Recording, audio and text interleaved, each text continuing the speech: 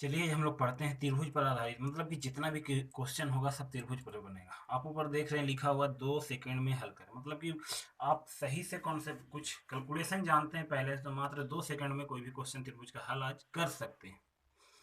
Video देखने से पहले आप शेयर, लाइक और सब्सक्राइब जरूर कीजिएगा। पहला क्वेश्चन हम लोग करते हैं। त्रिभुज एक त्रिभुज की भुजा 1/2 रेशियो 1/3 रेशियो 1/4 के अनुपात में है। यदि त्रिभुज का परिमाप 52 सेंटीमीटर हो तो सबसे छोटी भुजा की लंबाई ज्ञात करें। मान लीजिए त्रिभुज है, तो त्रिभुज का जो है भुजा का रेशियो दिया हुआ, अनुपात दिया हुआ, इसका मैं आपको पूछ कर रहा, तो सबसे छोटी भुजा। अब आपको जो थोड़ा सा ये जो इस पर बटा का रेशियो, इसको स्टैंडर्ड बटा में चेंज करना होगा। तो 1/2, 1/3, 1/4, तो हम लोग ये इसका एलसीएम निकालते हैं, 2, 3 और 4 का एलसीएम। जिनको ना समझ में आता है यहाँ देखिए, 2, 3 और 4, तो 2 से लगाइएगा तो 2 1 हम 2 3 2। अब नहीं लगेगा तो आपको सबको इंटू कर दे, दो दोनों 6 दूना 12, 12 आया, देखिए 12/2, 6 कटा, यहाँ 12 तो 3 4 आया, यहाँ 12 तो यहाँ को 3 बार में कटेगा 3 आया। अब ये तीनों को जोड़ते हैं तो ऐड करते हैं तब 13 आता है। 52/13 कितना आ गया, 4। अब जो आया सबसे छोटी भुजा में इंटू कर दिया, छोटी भुजा की लंबाई 4 into 3 into 4 equal to 12 centimetre. उसके बाद देखिए अगला क्वेश्चन है जो था सबसे मजेदार क्वेश्चन है इस टॉपिक आज के लिए। कहता है कि 10 सेंटीमीटर 15 सेंटीमीटर के दो खंभे समतल पर लगे हैं, मतलब कि जमीन पर गाड़े गए हैं। यदि उनके पादों के बीच की दूरी, मतलब दोनों के बीच की दूरी 12 सेंटीमीटर, 12 मीटर, तो शीर्ष लंबों के बीच की दूरी क्या होगा, मतलब दोनों पॉइंट के बीच की दूरी क्या होगा। तो यहाँ पर देखिए एक खंभ गड़ा हुआ 10 सेंटीमीटर, दूसरा यहाँ पर आपको गड़ा हुआ 15 सेंटीमीटर, 15 मीटर।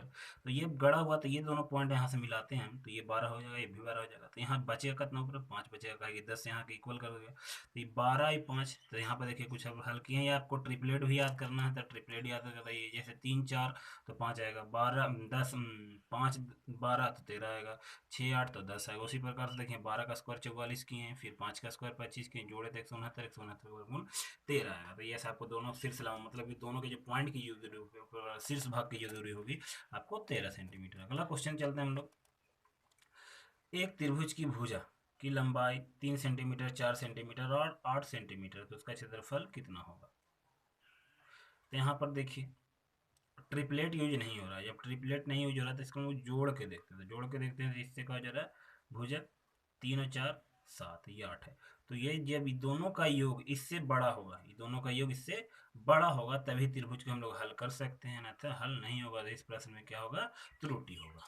चलिए अगला क्वेश्चन करते हैं। Question number 4। दो त्रिभुज के क्षेत्रफलों का अनुपात 4:3 और उनकी ऊंचाई का अनुपात 3:4 है।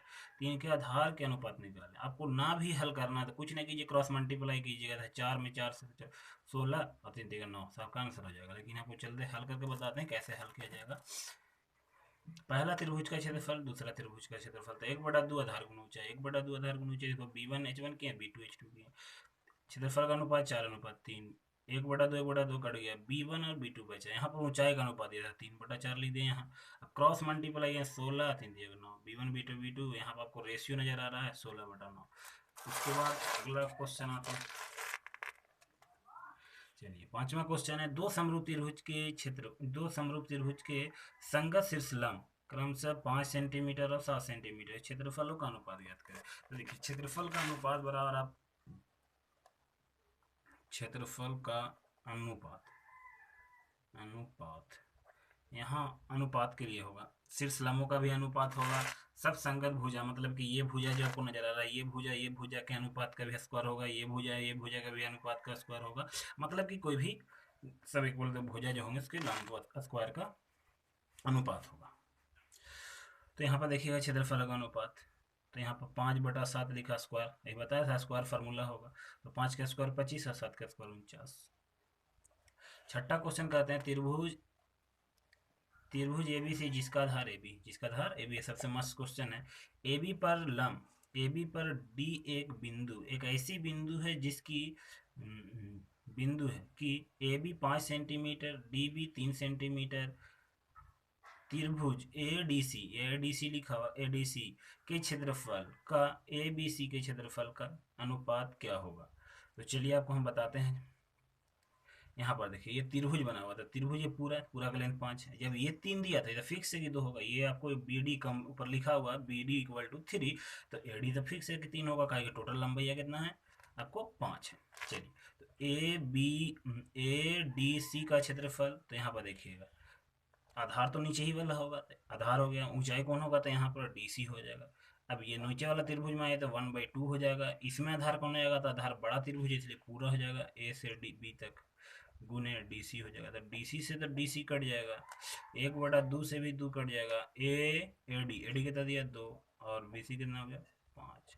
ये आपका आंसर आ जाएगा, अनुपात में आएगा तो 2:5 आंसर हो जाएगा। चलिए क्वेश्चन नंबर 7 में हम लोग चलते हैं।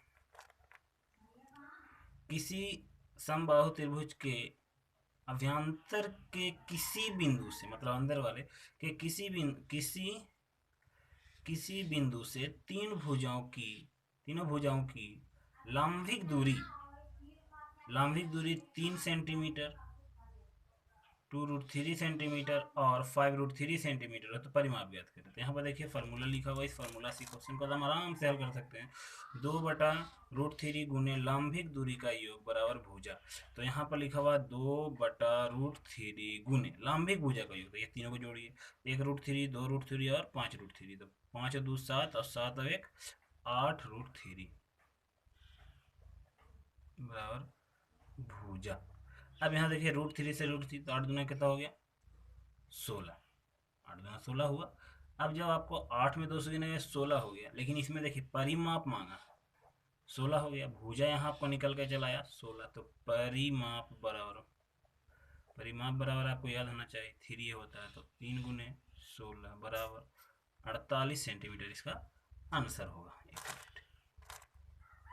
चलिए अगला क्वेश्चन आता है, दो त्रिभुज के आधारों का अनुपात इतना तथा उनके क्षेत्रफल का अनुपात इतना, तो लंबाई का अनुपात ज्ञात करें।